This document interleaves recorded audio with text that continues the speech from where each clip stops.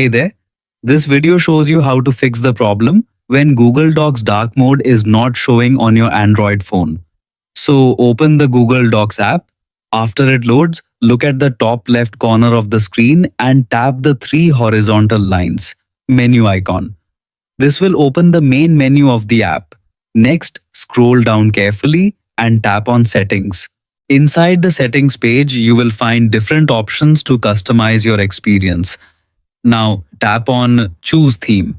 Here you will see three options: Light DTTR P400p Ambient Light, Dark and System Default. To turn on dark mode, simply select dark.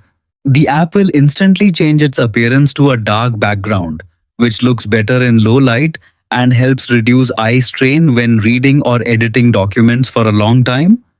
If you prefer the app to adjust automatically, you can choose System Default. This option makes Google Docs follow your phone's own dark or light mode settings. If you don't see the dark mode option at all, don't worry. It usually means your app is not updated.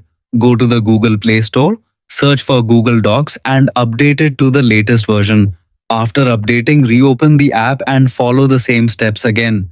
That's it, you've successfully enabled dark mode in Google Docs and fixed the issue in a simple way.